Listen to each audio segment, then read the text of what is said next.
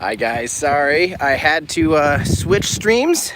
I was planning to do a nice, legitimate live stream setup with, all the cool gear and everything, switching to our phone. So, welcome to Boca Chica Village outside of Brownsville, Texas. Hi guys, it's me, Tim Dodd. We are 3 hours away from a really historic event tonight, guys.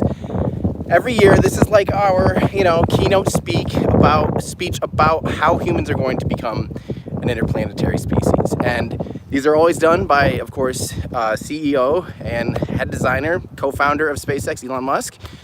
And yeah, this is going to be awesome. I'm going to take you guys as close as I can to Starship right now, because why not? The weather out here, there's some beautiful clouds. It actually feels good because it's kind of cooling down. But tonight, this event is, every year they've been doing this since 2016. IAC Guadalajara, almost exactly 3 years ago today, Guadalajara, Mexico. Elon Musk gave his first interplanetary, making humans a multi-planet species. And 3 years ago, honestly, there's like thousands of people in this big room. When he announced their plans for their Mars rocket, their Mars vehicle, it was almost awkward. No one believed it. People were just kind of sitting there like, yeah, okay, sure, neat, cool idea, Elon.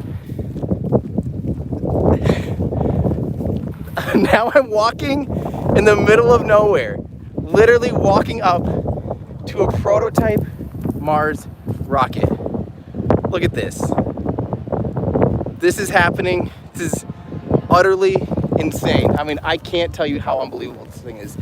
Yeah, this is Starship, and this is the Mark 1 prototype of Starship. And tonight, Elon's gonna give us all of the juicy details that we all crave on this vehicle.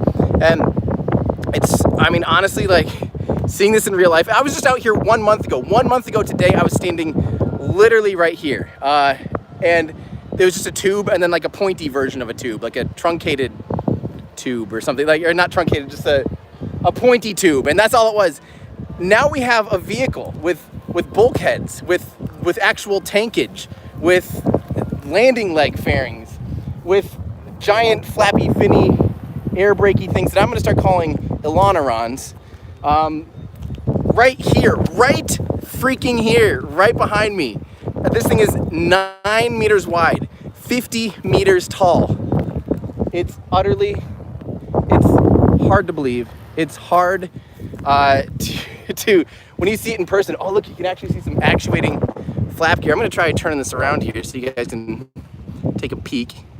Look at that. I don't know if this will actually work if I look at those. The hardware that makes those flaps articulate is in there. There will be shrouding over those.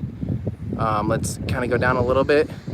Those are the main flaps there. Pretty unbelievable. Pretty crazy. We'll land on now. So I'm gonna move back here. It sounds like once it kind of got a little closer, there's probably a lot of interference from a lot of things. So I'm gonna try. I am in the middle of nowhere, guys. So don't forget, like, I might not have the best signal. But let's talk about this. What do you think we're going to see tonight? What's the main attraction? What's gonna actually happen? And my biggest bet, obviously we're going to see the hardware updates. And Elon's been updating us with hardware basically constantly on Twitter, and it's unbelievable. So I don't know what more he can, really give us updates on. We'll probably learn some additional things, like their plans of how heat shielding is going to work, all that stuff. Hopefully they don't, fuel up and fire Raptors while all of us are there.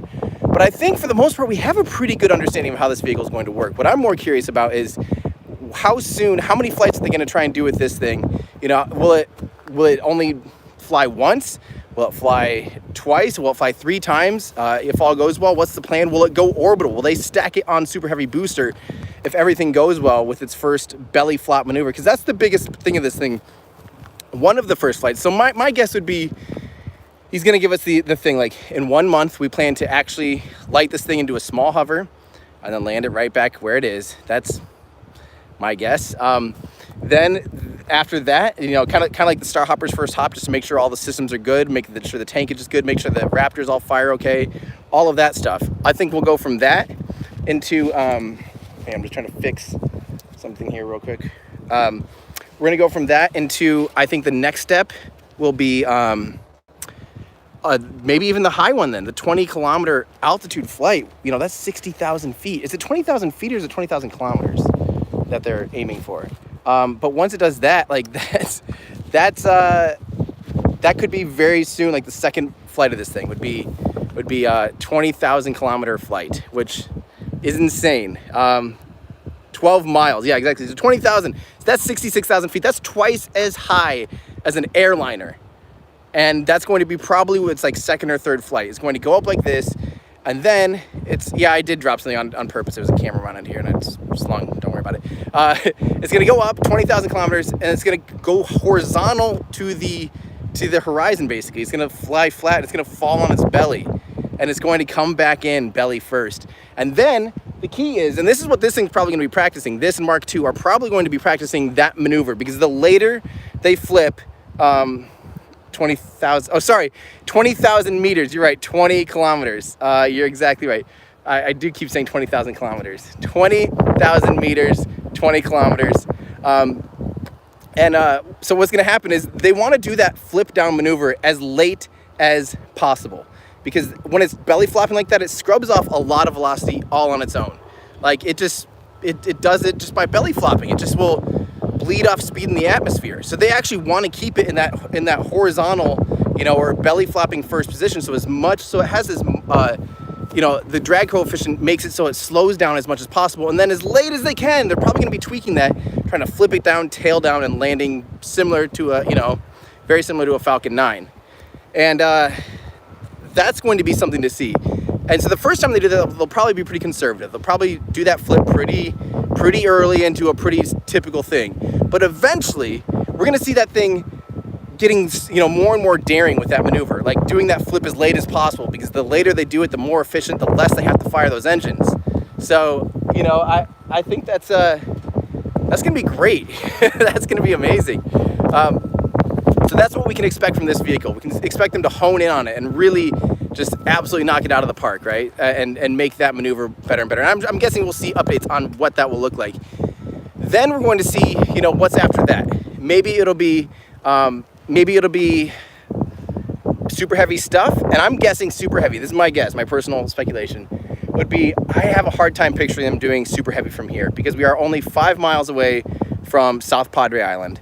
And this is going to be, we're saying I dropped my GoPro. I didn't. It's on a leash. So even if I did, I didn't. It's right here. It's on a leash. Don't you guys worry. That's why I unstrapped it, because it's on a leash. So what we're planning to do, what I'm guessing is that they will not do super heavy from here. That's my guess. I'll bet they will do that on a floating platform. And the reason I think that is right over this way, literally like just off my shoulder here. That's where they build oil rigs, oil platforms. And those obviously are huge. Those are like floating cities that they can take out to the middle of the ocean. I would not be at all surprised if we actually see them talking, because he said that. I watched all of the previous events. His timeline is actually, believe it or not, Elon time is gone, because they're ahead of schedule right now. He said last year at Falcon Heavy, or last year even at Deer Moon, he said, we're hoping to do some small hops next year. And then he said, and maybe we'll do some high-speed atmospheric flights in 2020, basically. And we're looking at them potentially doing the high-speed stuff in 2019. They're ahead of schedule. That does not happen in the aerospace industry. So, and he's mentioned multiple times about maybe doing this from a sea launch platform. And I can't help but think that they're going to take and float super heavy full stack all the way out and take it out more away from population, because that's just my that's my guess, I guess. I love, guys, you're pulling, I hate to tell you guys this, but you're pulling the ultimate internet commentary of, I saw you drop something, you dropped your GoPro. And for the 10th time, I did not. It's on the leash right here, so don't worry. Jeez. Everyone, you dropped something, Tim. Tim, you dropped something. No, I didn't. So, but I want to say hi to Michael. Michael's here filming too. Hey, he came in from Iowa with me. We flew out last night, got in very late, 12 o'clock at night. came out here last night. Okay, so other than that, so I think that's gonna be my guess, is that we're actually gonna see them doing sea launching for Super Heavy from here. I think 39A will be able to handle. I think 39A will be able to handle Super Heavy booster full stack and everything.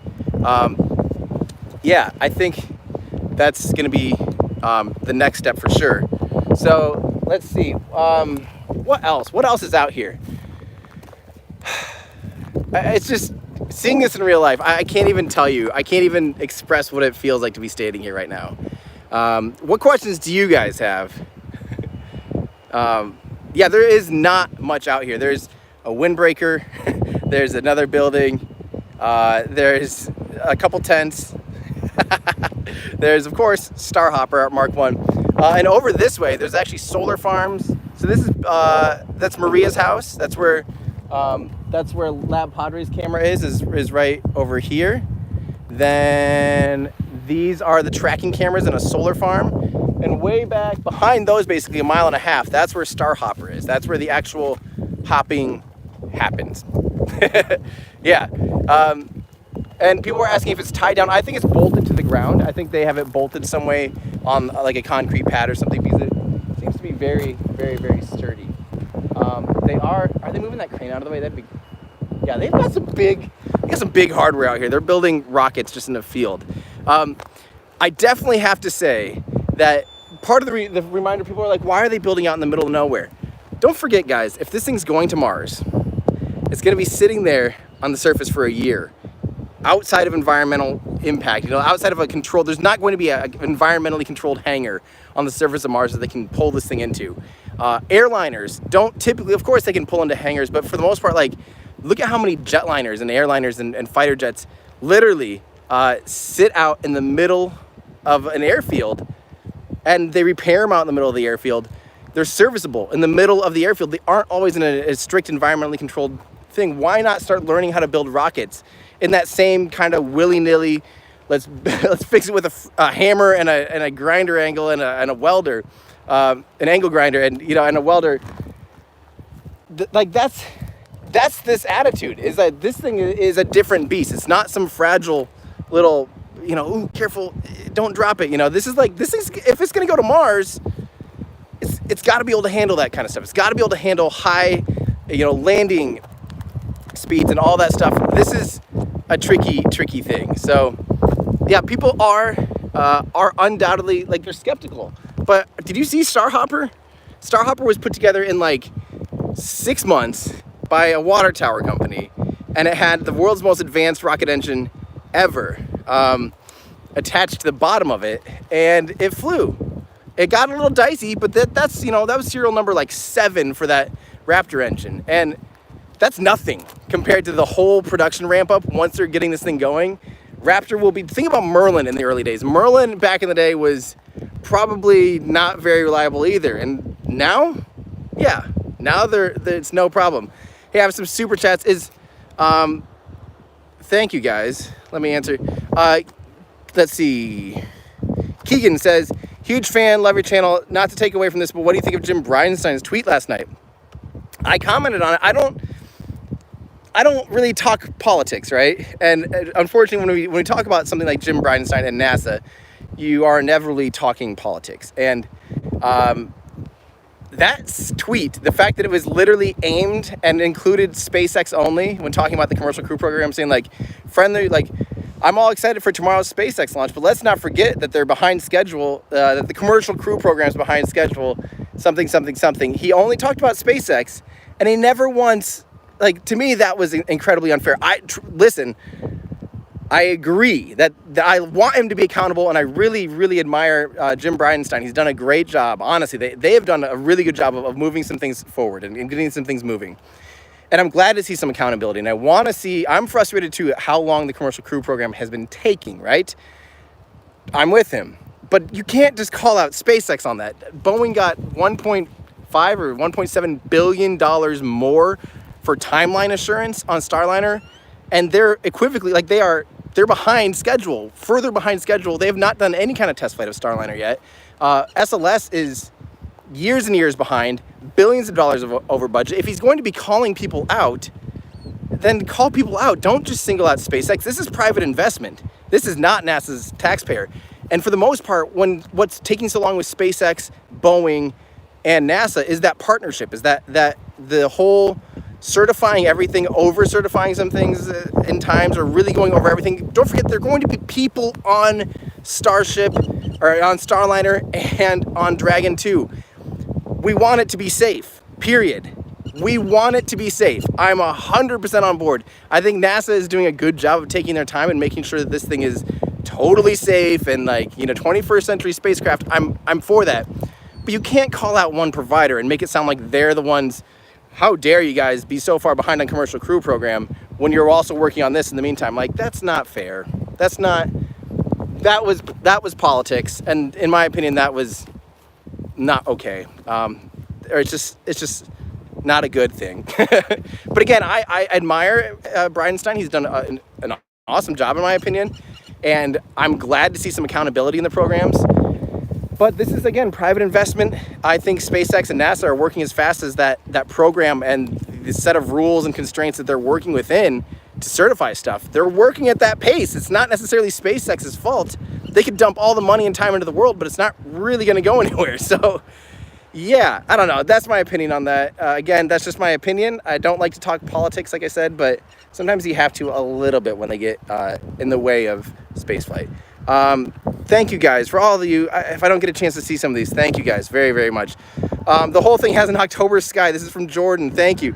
Sky feeling about it. If you get the chance, what question will you ask? Thanks for all your coverage. I'm going to listen tonight. I'm going to take notes, listen in, get a sense of what's new. You know how it works. Like, anytime Elon tweets, like, I'll be like, oh, and then you get like this idea of, hey, I never thought about that. Hey, what about this? And it brings on another. That's in my opinion, like, my job is to be professionally curious. I didn't know anything about rockets 5 years ago. I couldn't have told you what a Saturn V. I could have maybe pointed to a Saturn V, so that's a Saturn V. I could have looked at a space shuttle and said that's a space shuttle. But I couldn't have told you what a solid rocket booster was versus a liquid-fueled booster. In the past 5 years, the first flight I ever saw was CRS-3. It happened to be the first rocket ever with, like, propulsively landing rocket, liquid-fueled rocket with landing legs. And that clicked for me. That changed my mind. I go, okay, what is this? That was my moment. And since then, I'm just like, I want to learn this stuff. So I know my technical knowledge on all this stuff has been from zero, right? Like, I started at page zero. I started at being a professional wedding photographer, and to just, like, I became obsessed with it. And that's really all I wanted to talk about and ask about and learn about. And so I was like, maybe it's time to start asking questions. I started asking people that would listen to me and ask questions. And that's how it is with spaceflight. Anytime I'm listening to something, I'm like, okay, and it normally brings on new questions. And to have the CEO of SpaceX literally answering questions often online has been amazing, to open up new gears, open up new paths and rabbit holes to chase down, and new bits of research to go into. I don't think I would have had a clue what the full flow stage combustion cycle was. Actually, I did know what that was about 2 years ago, 3 years ago. But yeah, so tonight, if there's an opportunity for media to ask questions, I will ask whatever question comes to head. I don't have stuff really written down too much. So yeah, that's the way I'm going to kind of handle that. So thank you for saying hi. And Gary, thank you so much. And whoa, hold on. Kelly Teacher, thank you so much. Everyone, thank you, Kelly Teacher. Everyone say hi to Kelly Teacher. Tell Kelly Teacher, thank you so much. That really, really, really means a lot. Also, guys, we just got a real quick tweet from SpaceX saying the live stream got moved to 8 because of weather moving in, and I don't disagree with that. When it's really pretty, but everyone say hi, Kelly Teacher, and thank you, because I flew Michael and I out here. We're also going to Johnson Space Center on Monday, so we're gonna be flying, we're gonna be touring Texas unofficially to go get footage of stuff, and then I'm trying to get back on Tuesday night, so I haven't even booked that flight yet for both of us. So thank you, Kelly, that helps a lot, and thanks also to our new member, Paul M. Thanks for becoming a member. Yeah. So time got moved, everybody, to 8, which is 1 UTC. So thank you guys for hanging out with me. We're going to, yeah, we're going to keep talking here, keep hanging out. So it sounds like his lab padre saying hi to me. I don't know. Maybe they are. Hi. That's, there's a bus behind you. So, okay, what? Oh, there is a bus. That's probably the bus that that media is going to be taking in. There is a bus that we'll be taking in. So, what other questions do you guys have? You know, the other things that I expect to see, if I were to guess, they've been working on this pretty significantly for the past 3 years. I would actually say there's a chance we might start to see some interior ideas, because now the exterior is pretty well hammered out. Now it's time to start seeing some interior concepts. A lot of people ask me, what will the inside look like? We've seen a lot of concepts. I wouldn't be surprised if tonight's the night they're like, hey, we're actually really serious about this. You know, we have a customer that wants to fly in 2023, 2024. They're going to need an interior. They're going to need a place to sleep and all that stuff, all of these cool things. I would not be surprised if tonight's the night that we actually start to see more legitimate, I'm not going to, for sure, concepts, maybe hardware ideas even, I don't know.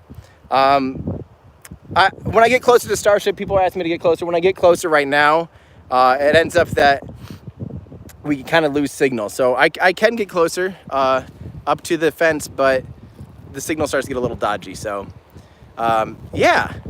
So literally, you know, the vehicle is capable of carrying, I mean, it's a huge, it has more internal volume than a jumbo jet. So it can easily hold 100 people, but you have to think about 100 people's comfort for 3 to 6 months, 3 months minimum, 6 months more normal. So yeah, if it's pretty crazy. So I think that would be another prediction, is that there's a small chance we will actually see, you know, some interior concepts. We'll get more, maybe we'll hear if, you know, MZ or Yusaku Miyazawa has been working on training a little bit and getting some of that stuff hammered out. You know, he's been obviously paying very close attention to this project. Obviously, he's the first passenger, and he's doing a Willy Wonka style, inviting people along with him. Probably, you know, a dozen or two people to go around the freaking moon with him. Like, stop and think about that. Really soak that in. That already, that's been paid for. That's been paid for. People are flying around the moon. Like, private humans are going to go around the moon on a vehicle very similar to this. It's insane. So very, very cool. Obviously, unbelievably exciting. So we have some more. Hey, thank you so much, Panas. That really, really means a lot. I love what I do. This is my dream job. I didn't know it was my dream job, but it is now. And thanks to our new members too. We also have Greg. Thank you so much, Greg, for the membership. And Augustin, thank you so much. So yeah, New Armstrong, that's a good thing to talk about, because Blue Origin obviously has been working really heavily on New Glenn. And, you know, when SpaceX started talking about the interplanetary transportation system in 2016, they hadn't flown Falcon Heavy yet. And it was kind of this like, why are you talking about a bigger vehicle than Falcon Heavy? You haven't even got Falcon Heavy flying. And it feels a little bit that way with, you know, if tomorrow Blue Origin was to talk about New Armstrong, which is supposed to be bigger than New Glenn, it's kind of it'd be similar feeling like, you guys haven't flown New Glenn yet. But that doesn't, you can't discount a company because they haven't done that. Yeah, I believe that a company that's investing billions of dollars a year into their programs, have thousands of engineers, I believe that Blue is going to do exactly what Blue says they're going to do. I have no reason to think they won't do that. So New Armstrong, of course that's going to happen. I'm going to put this over this shoulder. That's a little easier when I'm holding it with my left hand. You know, so I have no doubt. I have very, very little doubt that that they'll get New Armstrong announced relatively soon in the next year or two. We'll start seeing hardware for New Glenn happening. But meanwhile, they're gonna have to catch up, because this is impressive, and this is gonna be flying here pretty soon. So let's see here. I keep seeing, I'm not actually seeing those things come back. I see questions go by, but then I don't see them again. So I'm sorry if I miss it, everybody. I do apologize. So I think the question was, no rush, but when's the Aerospike video? There's a few things. Obviously, this is This is taking a little, this is delaying me a week or 10 days because I obviously did a video about why it's going to belly flop. Yeah, I think that aerospike video, I'm about halfway done with the actual final edit of it. That means I still have about half of the animations to do, but the rest of the animations are a lot easier than the beginning ones. So I think I have about a full week, like sitting at a desk, full week worth of work in order to, actually finish that video. But I'm also waiting on footage from Aerojet Rocketdyne on never before seen footage of the J2T aerospike engine and the linear testbed 2. So I'm not going to release it if there's a chance, if there's any chance at all that we're going to get some exclusive footage, some never before seen footage of an aerospike engine. Yeah, I'm going to wait. I'm going to wait until that comes. So I'm waiting to hear from them. They're prodding around, trying to make it happen. So there's a chance that might be a full month or more. So that video will be, I promise you that video will actually be better than the Raptor video, because I learned a surprising amount more even than I did when learning about the Raptor engine. And I have really good visualizations that will help explain how aerospikes work, their limitations, all of that stuff. So it'll be done when it's done. After this, I'm going to come home. I'm going to work on talking about why this doesn't have an abort system, or how it could, or the mechanisms that it could have. So, yeah, so aerospike will be soon after that. I'll get back to working on it after all that stuff. So, yeah, the linear aerospike is super cool. So, all right, what else, guys? What else do you guys have for me? For some reason, like I said, I apologize. I can't really see all of these things very well. They're not, like, coming around. Let me see if I can just change it to that. Here we go. Maybe this will work. Okay. Okay, here we go. I owe a lot of thank yous, guys. Sorry about this. Okay, Paul. Okay, Dennis. Hey, Tim, all surfaces getting heat shield tiles. Heat shield tiles would only go on the windward surface. There's no point in having heat shield tiles on your leeward surface. So, and there might be a chance, with this being a hot structure, it can handle a lot higher peak heating than, say, aluminum or carbon fiber. That a lot of parts, even that are windward, might not need an actual heat shield. Maybe. I mean, we'll see. That's something I hope we hear more tonight about, is the heat shield. Who knows, there might be some local spots that still need transpiration cooling, which is where they would bleed methane out of pores, and that would wick away heat along with it and create a boundary layer between the bow shock and the compression heating and the vehicle. They could shoot out a little bit of methane and have that happen. We'll see if that's still maybe a possibility. But we'll learn more and more and more about the actual heat shield system, I'm sure. It is sounding more and more like it's going to be ceramic, some kind of ceramic that's bolted on directly. And yeah, I hope we hear more about that. So thank you so much for that great question. I'm going to try and get caught up here. Thank you, guys. Do I think the Mark 1 Starship will work? Yes, I do. I mean, it's the same willy-nilly cowboy style of spaceship, just like Starhopper, and Starhopper did great. They nailed that. So yeah, of course. This is really not a good interface for me to be able to keep up with you guys. Sorry. Jason, is Florida further ahead in super heavy booster construction? I don't know, actually. That's something that I do hope to learn more tonight. Super heavy. Where is it being built? Who's building it first? Who's building it fastest and all that stuff? So we'll see. I do expect, obviously, some kind of update on that. Jordan, the whole thing. Oh, yeah, I already got to that. Thank you, Jordan. Gary, thank you so much. Jonathan, Carol, does Starship have its landing legs attached? Yeah, I think for now, they're only a fairing covering what will be landing legs someday. I don't think they actually have the articulating hardware installed for the landing legs. I can't tell, though, from here. Maybe we'll see more on that tonight. My guess would be I don't think they're Falcon 9 style. I think it'll be more almost like New Glenn or New Shepard style, where they like pop out and down maybe. That's kind of what it looks like this would be. It doesn't look like the whole thing would come out like a Falcon 9. That's just kind of my guess. Let's see here. Sorry, I'm getting... Yeah, Malik asked if we'll hear about internal designs of crew space. I do think so. I do think tonight, after 3 years of this is the 4th year of these presentations, we really haven't seen any real interior details. I'm guessing we will tonight. That's just total guess though. Let's see. Emil, thank you for the membership. Alexander, thank you for sparking tweet storms about Starship. I'm assuming if I didn't do it, someone else would. So thank Elon for replying to people about things that happen regarding Starship. It's super cool. Oh, you can actually see Starhopper from here. Michael, do you see that? No. Come right here. Come and look here. Oh yeah. All right. Here, I'll show you guys. I'll show you Michael's view. Where is it?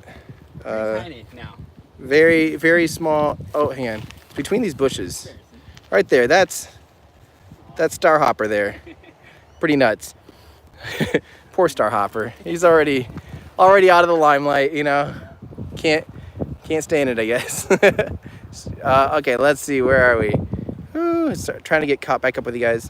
Man, this is not working too well. I don't know where when I click back on, I have no idea. Let's see. Thank you, the Everything Core. Thank you, Harm. Let's see. Agustin, thank you so much, Jake. Harry May. Oh yeah, about the aerospike. It's coming, I promise. Don't you think the upper canards look cheap, squared, and not so aerodynamic? They don't want to be aerodynamic, really. You don't want them aerodynamic. They're meant to be basically air brakes, right? So don't forget they're mostly going to be used, obviously, on ascent. I'm guessing they'll be tucked in. That's from. I know Kerbals but it worked in Kerbals. The worst excuse for an engineering reason. But I do think it makes sense. You reduce a lot of leverage and you reduce a lot of wind stream if you tuck those in on ascent. I'm guessing it. Okay, here we go. Here's a prediction. If we see them tucked in on any render, like on the launch pad or anything, or during ascent, then I win. I don't know. That's my guess. And from here, I mean, they're fairly tapered, edge, like a smartphone, we'll say a taper. It's not a total square. And it's only, yeah, and there's still there will be surfaces between right now what we see of the canards and the nose, just like how we see the cool, kind of the pieces in between the lower flaps and the airframe. There will be something like that up at the top, and then there will probably be whatever kind of hardware that actually articulates it. And again, I think we'll probably learn a lot more about that tonight. So yeah.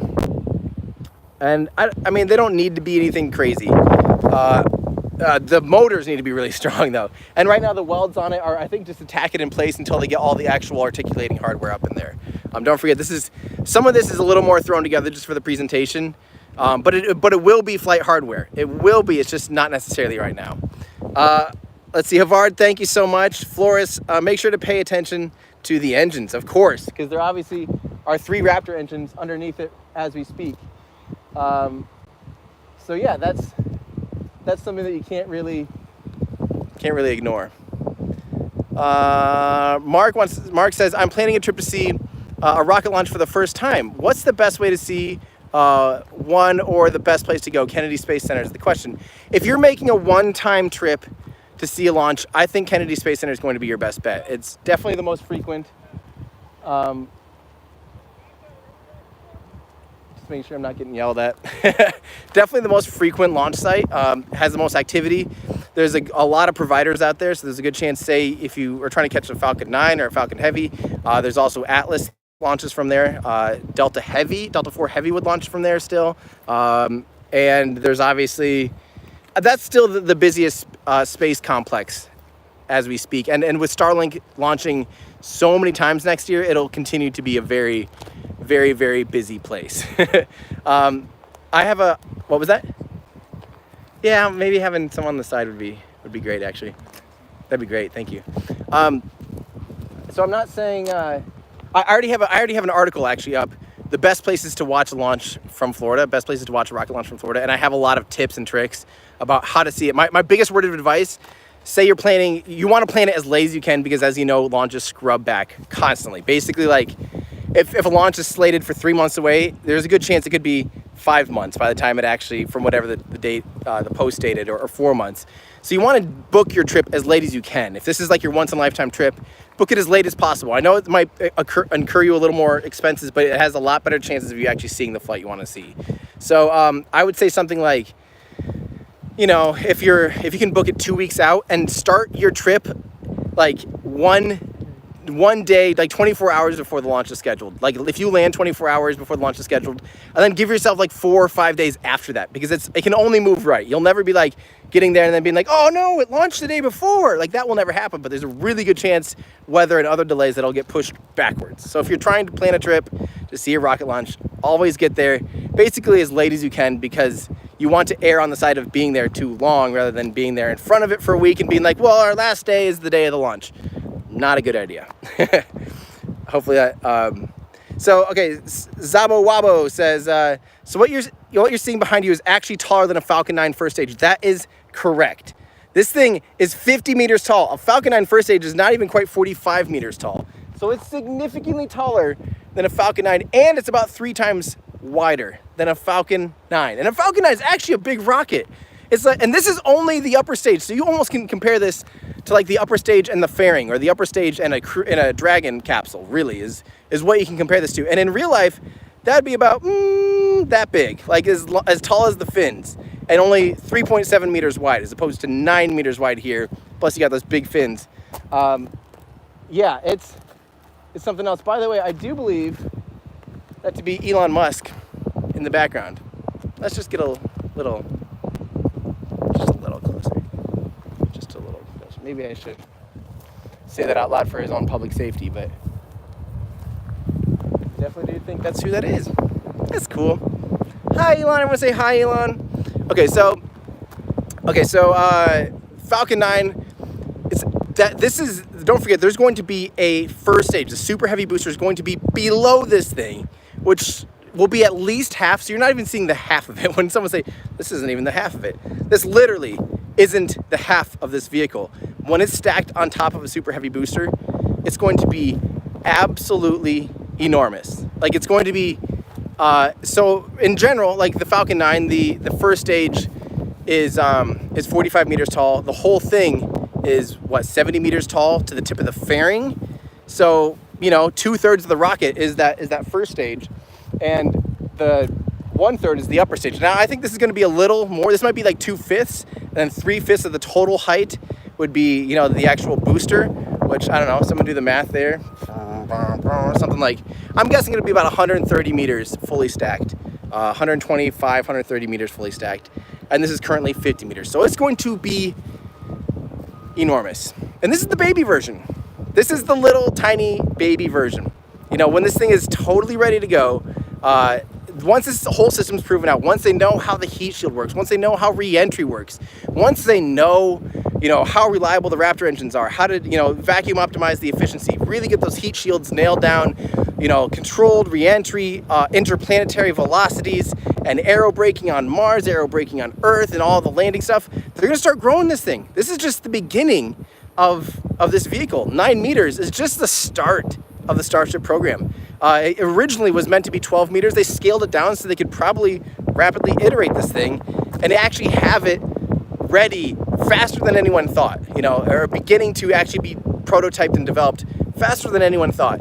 There's going to be, 12 meters. They shrunk it down to 9, and now they're saying, or Elon's talking about it, the next one being 18 meters. So just doubling diameter, which, do the area on that is well more than doubling the area, and probably well more than doubling the total everything. Like think about the math of that. I don't actually remember how area scales in a circle. Obviously, cube square law, or not cube square, whatever it's called. Like if you double the diagonal surface of a rectangle, you get 4 times more area. And I don't quite remember what the math is on a circle. Embarrassing, but whatever. Imagine when it's 18 meters wide. That's going to be when we are truly ushering in a new era of spaceflight, because you can bring the cost down more and more. You actually gain more and more payload capability, and all you're doing, like, there's a lot of set costs for launching. You have FAA considerations, flight considerations. You have all of these things that cost money per launch, no matter what.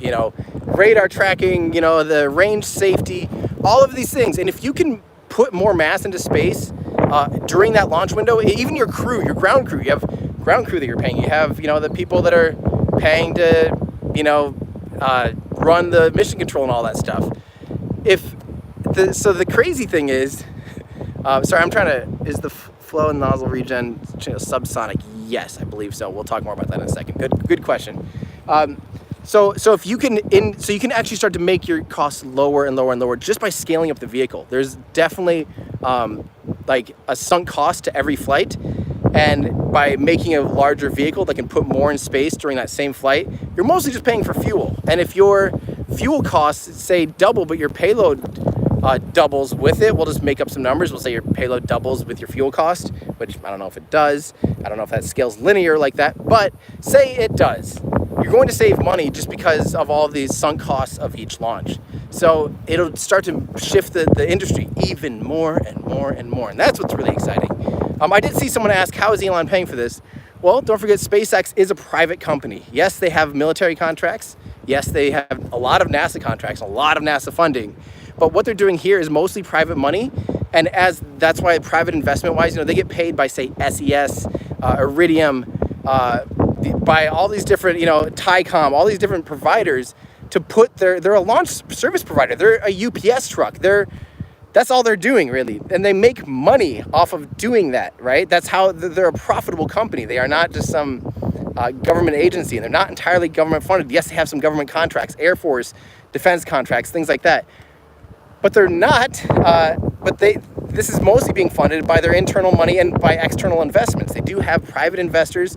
Of course, a good chunk of this actual vehicle and the actual beginning of this program is being funded by Yusaku Maezawa, with the Dear Moon project. And to me, that's like the most beautiful, if you want to talk about a legacy, like if you want to leave a life legacy, and you could either be, I don't know, someone that is worth, we'll make up some numbers, $10 billion, or you can spend $5 billion to fund a flight around the moon with 24 people.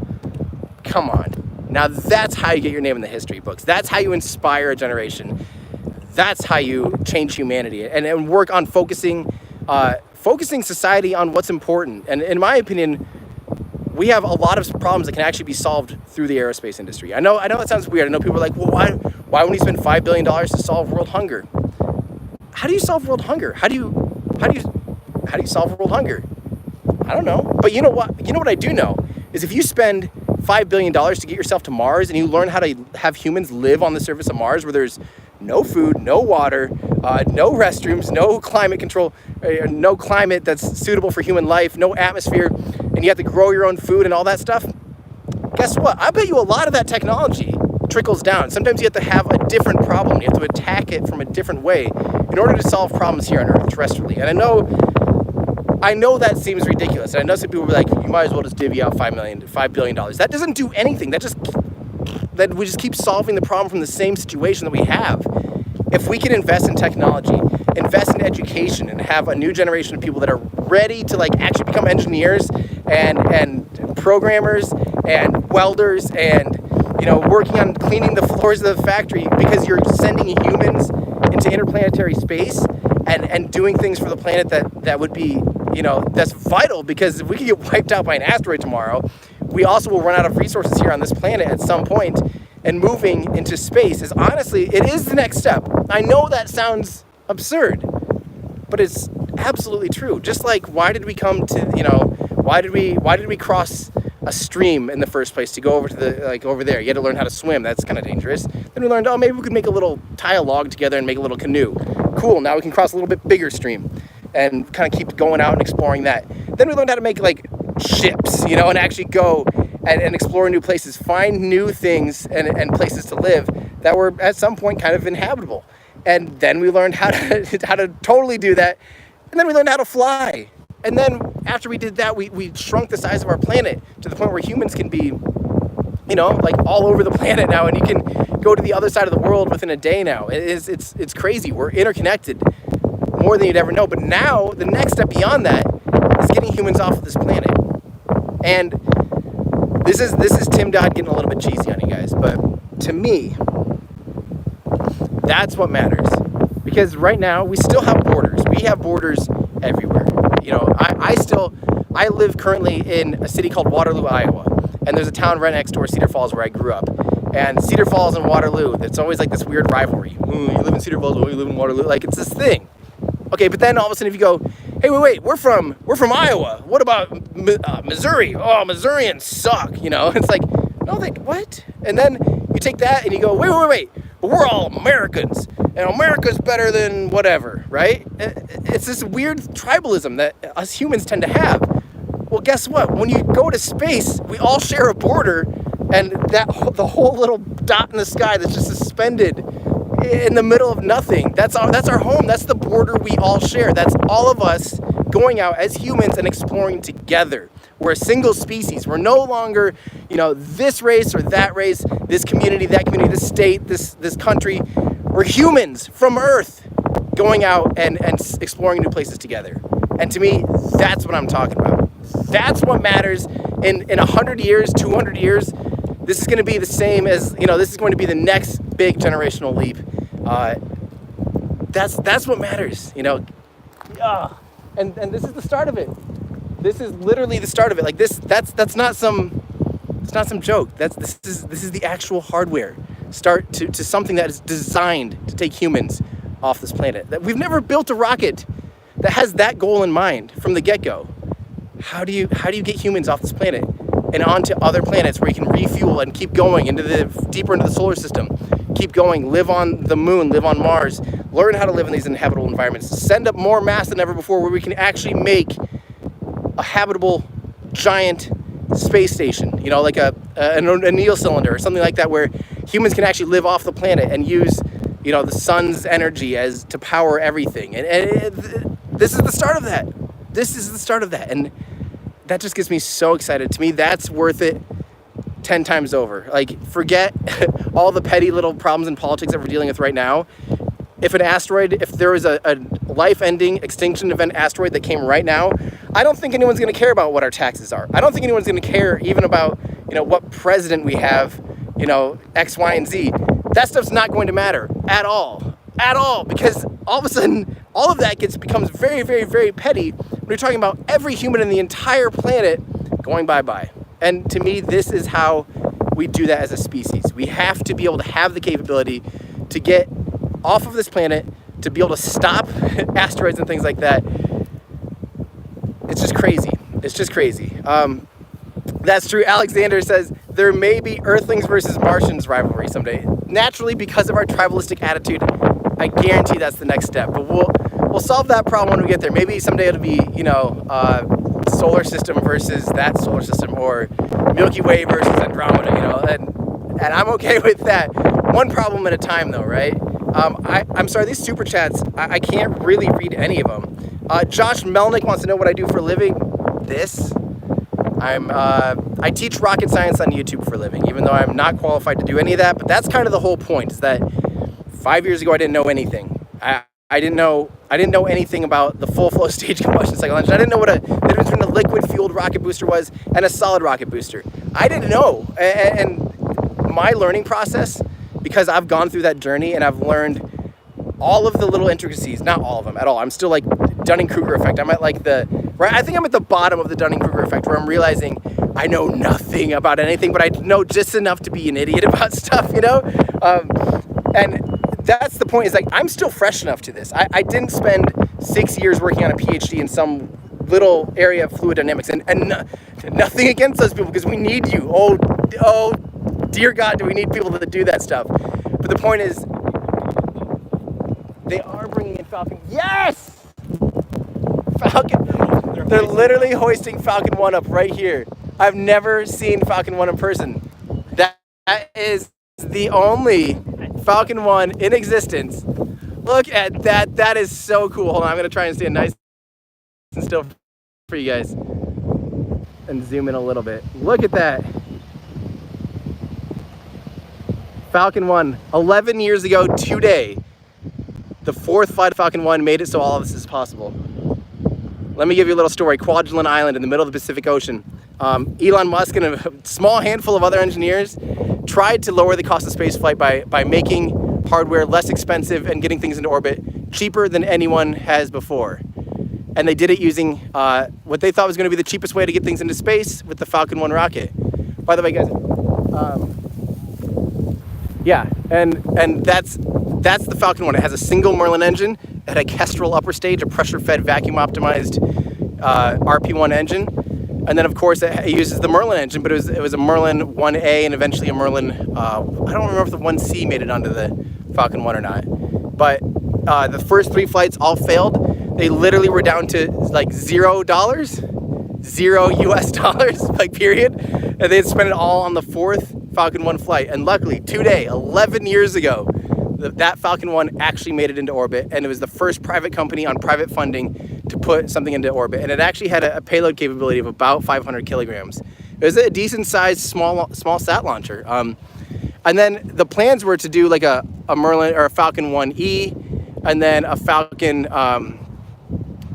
5, which would have been like a smaller version of the Falcon 9. And then yeah, that's crazy.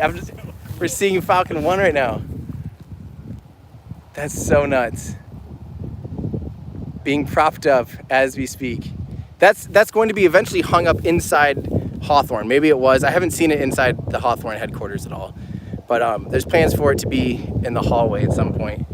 But look at that. Look at the size difference. And don't forget, this is the first stage of Falcon 1 being propped up against the upper stage. The upper stage of Starship.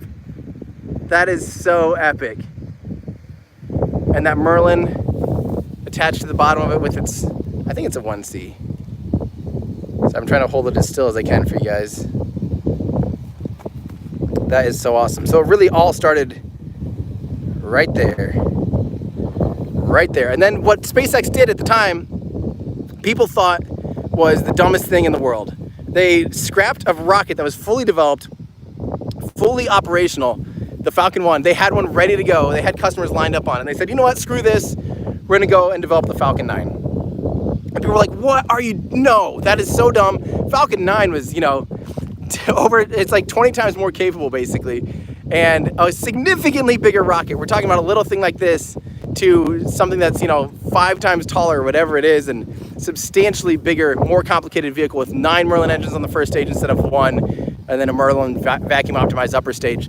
Going from a Falcon 1 to a Falcon 9 was, people thought they were so, that was the end of them. You guys went way too big. You took way too big of a step. Shoot some stuff, I don't know. Oh, white, do you think? White, long sleeves.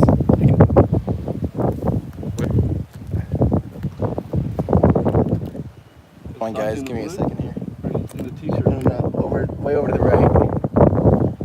Like at the crane on the right. No, right here. Walking into a small group of people.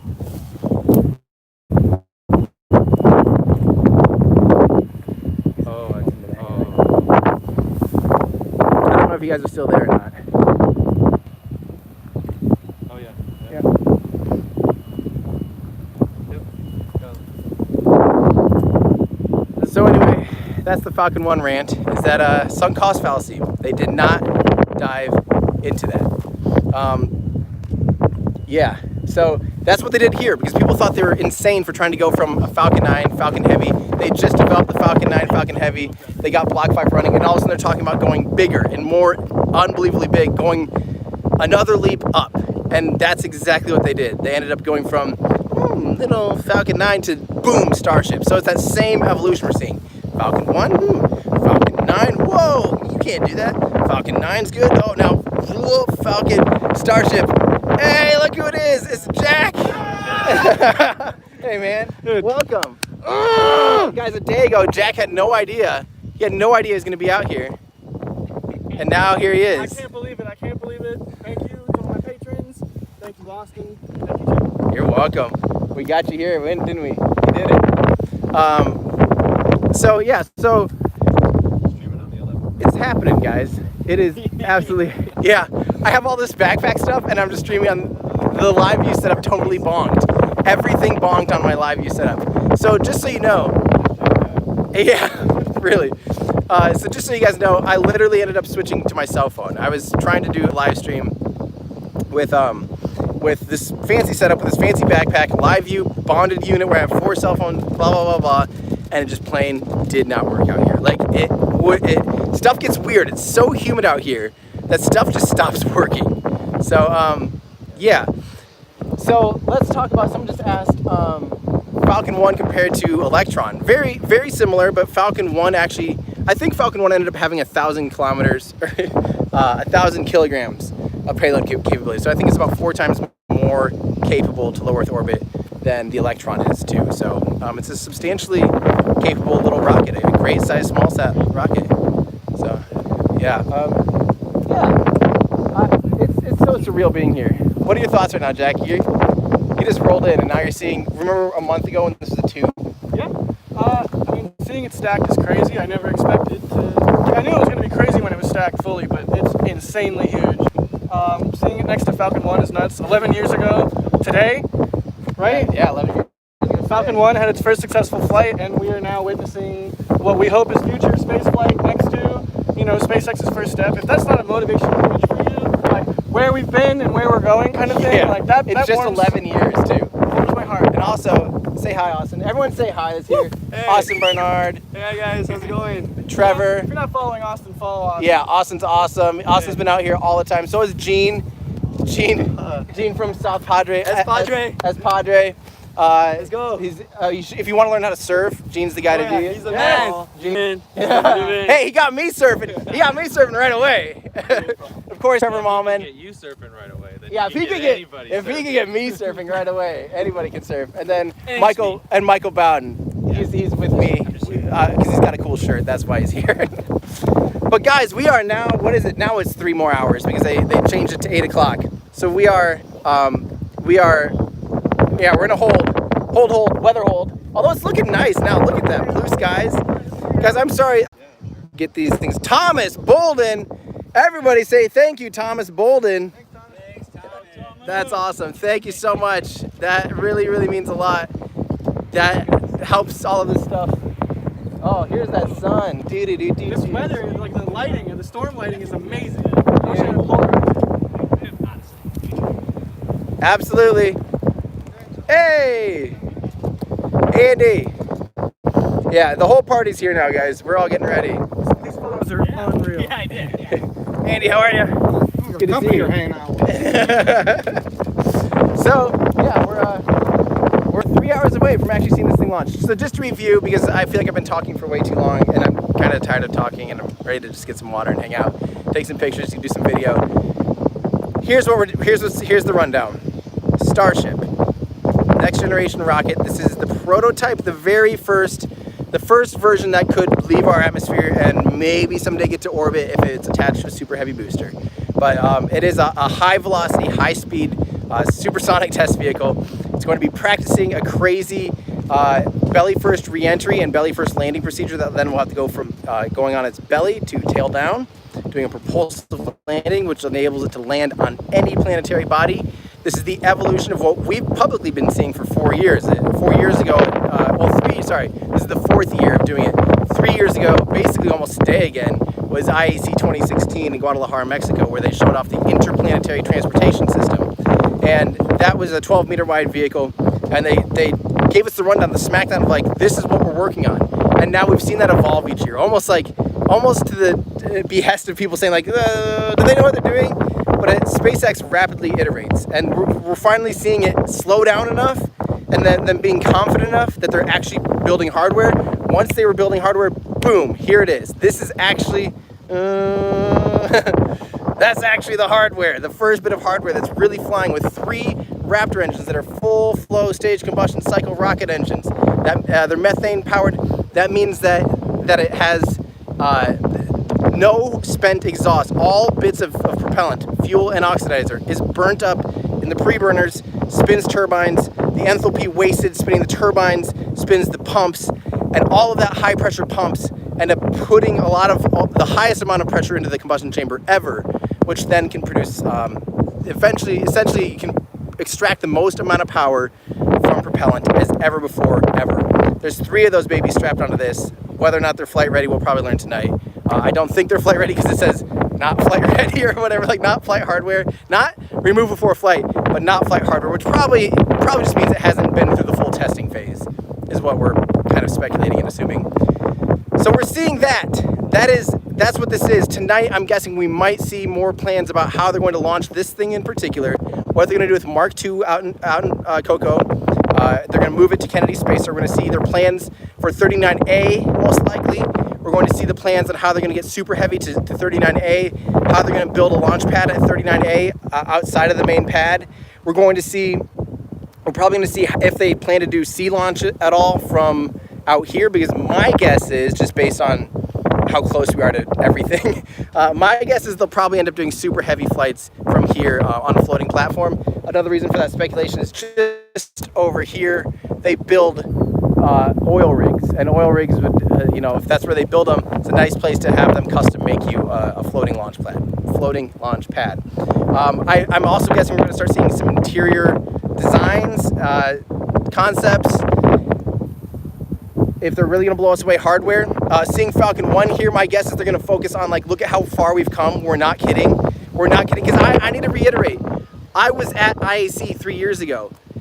There was thousands of people at this event, and it was kind of, dare I say, awkward, because, like, the plan they produced was, yeah, right. It was, come on, you're saying you're going to do this by all this stuff by 2020, and land humans on 2024, blah, blah, blah. No way. No way.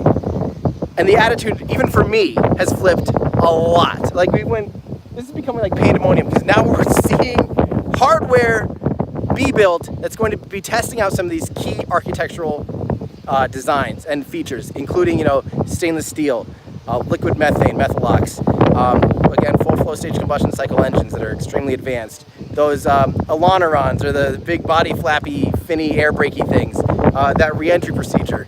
We're going to see all of those things have to come together in order for them to actually go to the next step. So I think we're just going to see an update on the master plan. Last year, they were low on the hardware details last year, because I think we were catching them when he wanted to do the Dear Moon mission. We were catching them in the middle of a major shift. They were talking carbon fiber a year ago. They were talking some of the stuff, though, other than the carbon fiber, the rest of it pretty much panned out, except for the landing legs and the body flaps. But that's the first time we saw articulating body flaps. And now we realize, like, those articulating body flaps are very similar to 2017 and 2018, kind of whoop.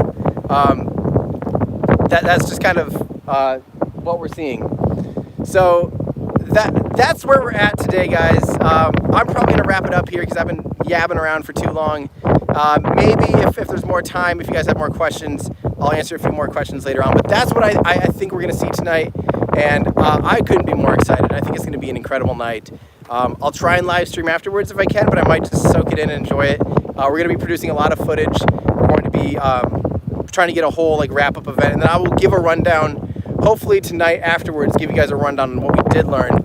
Whether or not it's live, I don't know, but I'll probably properly mic myself, because, again, I'm sorry, I'm just on my phone tonight. Right now, I had a whole thing set up, of course, as things do. It failed. and I plan to try to get you guys a video on what we actually learned. So stand by. I'm going to try to have that out tomorrow already. That's one of the reasons I brought Michael out here with me. He's going to help edit and do all those things on the go, so that we can be ready to go for you guys tomorrow with a deep dive on what we learned at 2019. So stand by for all that stuff. Thank you guys so much. I'm sorry that the super chat stuff didn't work out. If you guys, I do have these back in stock. People are always asking about the full flow stage combustion cycle shirts. I also have a rapid unscheduled disassembly, a rapid unscheduled discount section of my web store now, where you can take up to 50% off on certain things. Because, again, we run inventory. We actually have legitimate stuff in stock, including I do have those signature prints of Starhopper in the web store right now. So if you want a signed print, hand signed, obviously, what's the point of its signature if it's not hand signed? I actually hand signed a limited run of prints on Starhopper. They are up in the store as we speak. Go check that out if you want a piece of that. I also have a few other limited edition shirts. We're selling out of a couple other things. We also have those utility pouches in stock. And again, these are currently in stock, but I'm not sure how long they'll last. So take a look in there. We've got the pointy end up, flamey end down shirts running too. So thank you guys for everything. And of course, thanks to my Patreon supporters for helping me do all of this stuff. If you guys want to help me do what I do, and you enjoy my content and want to see the quality continue to try to go up, I promise I'm trying. I'm at least spending the money to try to up the game always, including this backpack that nothing in it worked today. Go figure. But camera gear is always going up. I'm getting an office space with a better studio space, better sound, all of that stuff. If you want to join our exclusive Discord channel, our exclusive Reddit, and see some exclusive live streams, head on over to patreon.com/everydayastronaut. That helps so much. That makes this job possible, because this is a full-time job. I work 80 to 100 hours every single week to try to get you guys researched stuff, including figuring out things about aerospikes that have never been uncovered before, learning about aerospikes, but also just doing the production of the videos. So if you want to help me do what I do, patreon.com/everydayastronaut. Wish us luck tonight. I think we're going to have an awesome time. Stand by, we're going to have a lot more content. But thank you guys so much for tuning in. I can't believe I'm standing here right outside of a fully assembled upper stage version of Starship MK1 prototype, and it's here a month ago. It's just a tube. This is unbelievable. So thank you guys for joining. That's going to do it for me. I'm Tim Dodd, the Everyday Astronaut, bringing space down to Earth for everyday people. Bye, everybody.